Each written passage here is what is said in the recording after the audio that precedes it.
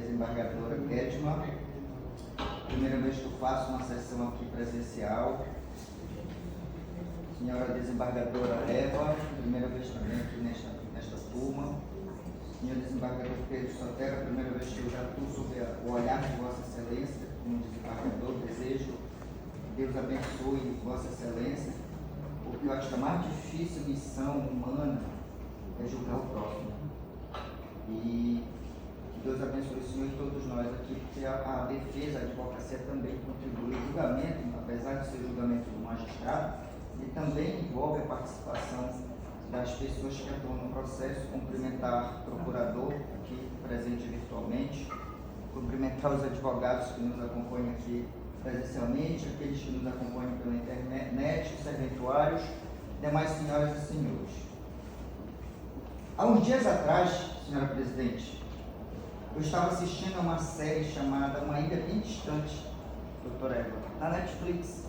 E é uma série interessante, aquela do domingo que não tem nada para fazer, e começa a procurar a série. Aí a série é interessante porque ela tem muito a ver com este caso. Qual é a série? Um homem e uma mulher em crise.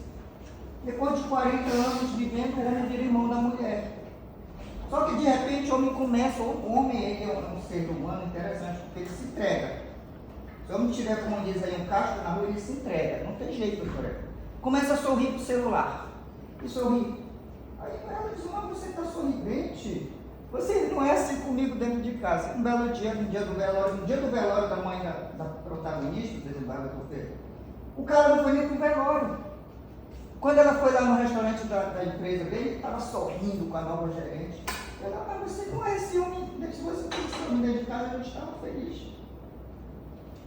Nós sabemos que os filmes, as novelas, a dramaturgia, tem como a matéria da vida real como uma inspiração. Quando eu vinha para cá, doutora, eu não lembrei dessa série. Eu até anotei aqui, ó, foi uma inspiração que surgiu como gatilho, como gancho. Porque o que acontece? Nós temos aqui um senhor que tinha 70 e poucos anos na época, hoje falecido, a esposa apelante Marilza, com 67 anos na época, e o marido com 72. De repente o velho começou a sorrir pro celular. Começou a ficar estranho. Aí a apelante Marilza, doutora Eva, começou a perceber que ele não é esse velho, está com alguma coisa. Monitorou o celular, na hora que ele papetou, ela pegou, foi lá na casa da apelante Samara. E viram lá que ele estava conversando com uma mulher mais nova, uns 30 anos e pouco. E quando o espanto do doutor Pedro foi grande, porque a mulher mais nova com quem ele trocava a poesia tinha uma código, ele tinha um código, oca, para saber se ela podia falar. Chamada de índia, não sei o quê, que ele era poeta lá em Santarém. Quando eles viram a conversa, senhora presidente, a mulher que se diz vítima era a esposa do sobrinho do velho, de dentro da casa. Só que a palavra de Deus diz lá em Provérbios, acho que é Provérbios 15, que a mulher sábia edifica o lar e a tola destrói. Mas na verdade o homem sábio também ajuda a edificar o lar, e o homem tolo ele destrói, porque nenhuma mulher sábia aguenta por muito tempo, doutora Eva, um homem insistentemente tolo. A dona Marisa, educadora, 47 anos de educação, ocupou o desembargador Pedro. Todos os cargos lá em Santarém, secretária de educação, secretária regional. Então ela educou milhares de pessoas. O que ela teve a sabedoria de chamar a vítima para uma conversa reservada na casa da apelante Saron, para evitar o escândalo. Então aquele primeiro momento, por que eu estou dizendo isso? Porque na acusação, a acusação diz que eles construíram essa reunião para torturar a vítima, porque todos foram condenados por tortura, a 6 anos de reclusão. Quando chegaram lá na casa de Saron, porque Saron era muito amiga da vítima, chegaram lá para conversar com a dona Marilza, a Samai, que foi quem imprimiu os prints, e a Saron, lá no quarto da Saron. O Juscelino, o apelante Juscelino, eles disseram, Juscelino, vai embora, pega o filho da vítima, que ela chegou, vai dar passeio, vai deixar lá na casa dela. O Juscelino saiu com a criança. O Júlio César ia chegando para pegar a mãe, porque a mãe tinha, a dona Marisa tinha ido com a Samai. E tinha ligado, olha, Júlio, vem pegar a mamãe aqui na casa da Salão. Quando ele chegou, o Juscelino estava saindo. Então me leva lá para não usar outro carro, me leva lá. Então, na hora do fato, Juscelino e o Júlio César, doutor Eva, não estavam, eles figuram na acusação porque dizem que eles participaram do conluio para construir essa reunião. Pois bem, o que aconteceu? Quando a dona Marisa foi conversar com a vítima, disse, olha, está acontecendo isso. Eu vou suspender um pouco porque estou me desconcentrando. Tudo bem? Você está me desconcentrando. Não, desculpa também, Celeste, porque me desconcentra. É que a gente está tentando. Tá dando problema aqui na internet, eu não consegue. Tá. Mas eu vou continuar, tá? Porque me desconcentrou, desculpa. Então, doutor Pedro, quando a dona Marisa entrou no quarto para conversar com a vítima, olha, está acontecendo. Não começou aquele comportamento. Ela disse, eu tenho os prints, e puxou da bolsa. Esse fato é importante. Nesse momento, a vítima, que tinha acho 30 e poucos anos, na época, pulou em cima da dona Marilza, senhora de 67 anos. E o que acontece? A filha, Samai, veio aqui e foi para a porrada. Morde, agarra, puxa o cabelo, foi para a briga de mulher lá no quarto. Em determinado momento, a Saúl interveio, agarrou a vítima. Nesse momento, a Samai se aproveitou, pegou a tesoura e cortou o cabelo da vítima. E a confusão parou, pegaram a vítima, foram lá para a casa dos pais dela, porque era tudo família, para contar o que aconteceu. Nós entendemos, e esse é o julgamento nosso, que para construir uma versão, a vítima inventou a história de que ela foi torturada, cuspiram na cabeça dela, na boca dela, cortaram o cabelo, e é essa acusação que nós vamos enfrentar aqui. A primeira a questão a ser debatida aqui, senhores julgadores, é a nulidade da sentença em relação ao apelante do Juscelino por violação ao princípio da correlação e cesseamento de defesa do Pedro. Porque o Juscelino ele foi denunciado com o incurso nos termos do artigo 1º, parágrafo 2º da lei da tortura, que é a pena de 1 a 4 anos. Ele foi denunciado por isso. E no final, sem aditamento da denúncia, sem nada, ele foi condenado pelo crime mais grave a 6 anos de reclusão. Então houve uma mudança no contexto da acusação e por isso ele foi condenado a 6 anos por um crime que não constou em relação a ele, doutora Eva. Não constou na denúncia. Então houve, no nosso entendimento, a violação do princípio da correlação, porque deveria ter sido aditado. Se vossas excelências foram juízes de carreira, sabem muito bem. Se surgiu um elemento durante a discussão, que o MP adite a denúncia, principalmente porque a situação dele foi agravada. Então, a primeira questão em relação ao Juscelino é a nulidade por violação do princípio da correlação e cessamento de defesa, porque ele não se defendeu do fato pelo qual, doutor Eva, ele foi condenado ao final.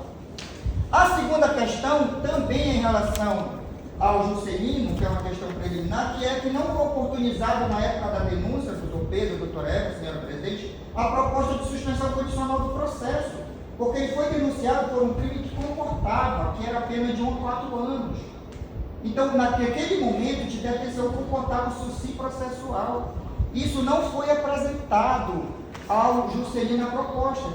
Portanto, é uma questão que merece ser enfrentada nesta apelação aqui, como nulidade. Inclusive, tem um julgado emblemático desta turma, na época do desembargador Holanda, de 2017, um caso emblemático, que foi decidido exatamente que é nula, a sentença é nula quando não oferecido, reunidos os requisitos, porque o Juscelino tem todos os requisitos, e não foi oferecido o suci processual, que inclusive poderia ter sido oferecido na sentença, como vossas excelências bem sabem.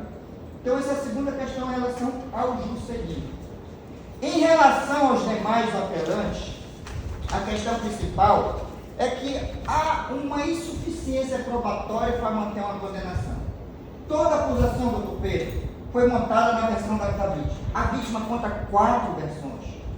E quando a pessoa conta a verdade, ela vai falar sempre a mesma coisa. Uma hora ela diz que foi a Samai que ligou para ela, uma hora ela diz que foi a Saúl que ligou, veio aqui em casa, uma hora ela diz que foi o Juscelino que ligou, uma hora ela diz que ela foi ameaçada de morte, uma hora ela diz que ela não sabe nem porque ela estava apanhando, ela chegou e disse, eu não sei nem porque apanhei. E mais importante do que isso, doutora Eva, e que o laudo de exame de corpo de delito, a prova técnica, ele simplesmente, doutor Pedro, ele afasta a compatibilidade do crime de doutora, porque tudo que ela falou não foi confirmado. O laudo ele rebate. As lesões identificadas no laudo de corpo de delito, no exame de corpo de delito, são incompatíveis com o que ela diz. Inclusive, o perito responde claramente sobre a questão da tortura. Ele diz: não tem indício de tortura.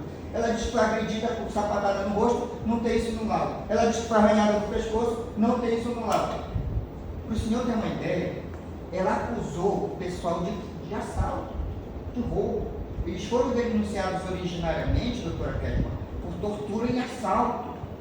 Foram absolvidos em relação ao assalto, porque teriam tomado o celular, o cordão, porque ela tinha conseguido do velho lá R$2.000 para comprar um carro, 300 para pagar a faculdade da filha, e ela disse que eles tomaram dela os bens para se auto-indenizar. Só que no final das contas eles foram absolvidos. Então, se ela mentiu em relação ao roubo, à subtração, ela pode ter mentido em relação a tudo, porque ela queria ocultar a história que ela estava seduzindo o velho. Estava seduzindo e ia ter uma confusão na família, porque ela é a esposa do sobrinho do homem, doutora. Então, no que nós temos aqui em relação aos quadros? Insuficiência probatória, mas ainda tem uma questão muito interessante. Além da insuficiência probatória, nós temos uma questão importante, que é a da não configuração do crime de tortura. O crime de tortura pelos quais ele foi condenado está no artigo 1º da lei de tortura, inciso 1º, a linha que diz que a tortura é quando tem um filho que tem informação, declaração ou confissão de terceira pessoa.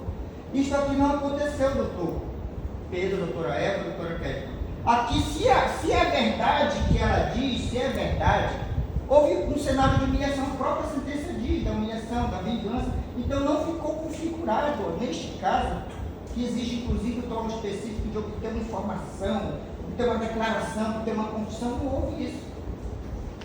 Não houve a configuração do crime de tortura. Eu digo, e devido ao meu tempo, que o que houve aqui, doutor Pedro, doutora Eva, doutora Kelly, foi um excesso de legítima defesa de terceiro. Quando Samai pulou em cima da vítima para proteger a mãe, ela defendeu a mãe.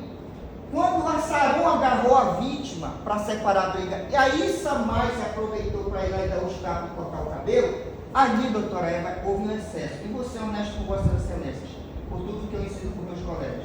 Um excesso doloso. Não foi excesso culposo, porque já não havia necessidade de nós continuar, já estava numa parte. Esse excesso, na minha compreensão, ele configura ou a lesão corporal leve ou a injúria real. Eu posso estar errado, doutora Eva, mas eu entendo que houve a injúria real, porque tem um aspecto da humilhação. Eles me humilharam, cuspiram, essas atitudes de cuspir, cortar o cabelo, ela é exatamente o que a doutrina ensina sobre injúria real. Jogar água no rosto, é injúria real. Então, no meu entendimento, mas posso estar errado, nós temos um cenário em relação apenas a Samai, a configuração da injúria real. Em relação aos outros, não teve configuração do crime de tortura. Além da insuficiência de provas, porque condenado a regime fechado. Todos foram condenados a regime fechado. Uma senhora que foi educadora lá em Santarém a vida toda, em regime fechado por crime de tortura, isso é muito grave. Isso é uma antecipação de atestado de óbito por uma senhora dessa. No final da vida, ter que cumprir pena em regime fechado. Outra questão que merece, já caminhando para o final, é a questão da dosimetria da pena. Além disso, nós temos a inexistência de omissão penalmente relevante, porque o Juscelino, e aqui, preciso dizer, o Juscelino foi condenado por omissão. Ele não estava lá, mas entendeu que havia omissão, que não se configura a omissão penalmente relevante, lá do artigo 13, seu parágrafo 2º, que só que tem o dever de agir para responder por omissão. Ele não tinha o dever de agir porque ele nem estava na casa, ele tinha saído. Então, nem em relação ao Juscelino, tem essa outra situação de que ele não concorreu para o fato, não teve uma omissão penalmente relevante. É uma matéria a ser tratada neste recurso. A outra é a questão da dosimetria da pena, porque nós entendemos que houve excesso na dosimetria da pena, circunstâncias judiciais, culpabilidade, consequência do comportamento da vítima foram valoradas de forma inidônea. Então, nós queremos que seja reconsiderado a favor dos apelantes, caso mantida a apelação. E o regime prisional da pena, doutor Pedro, doutora Kedman, doutora Eva, que a pena foi de 6 anos, em regime fechado, sem fundamentação, violando a súmula 719 do STF, que diz que a imposição de regime mais grave do que a pena aplicada permite, exige fundamentação idônea, e isto não aconteceu. Então, por todo exposto, eu peço o conhecimento e provimento do apelo para acolher a preliminar de nulidade da sentença por violação ao princípio da correlação, cesseamento de defesa em relação ao Juscelino, ainda em relação ao Juscelino, que caso ultrapassada a ação preliminar seja anulada a sentença porque não oferecida a proposta de suspensão condicional do processo, e no mérito desclassifique em relação ao apelante Samay Serik para o crime de injúria real, que foi o que se configurou no excesso doloso, em relação aos outros que sejam todos absolvidos, ou caso em termos de todos concorreram, que haja também em relação a eles a desclassificação para o crime de injúria real, ou, caso mantida a apelação, doutora Eva, sejam reduzidas as penas para o mínimo e, por consequência, mudado o regime prisional para a pena compatível, no mínimo semiaberto. Este é o pedido da defesa, este é o pedido do apelante, esse é o pedido da família dos apelantes, esse é o pedido de milhares de alunos que nos assistem pela internet de Santarém, e é nesse contexto que eu aproveito o momento para desejar a todos uma abençoada semana e uma feliz Páscoa. Muito obrigada.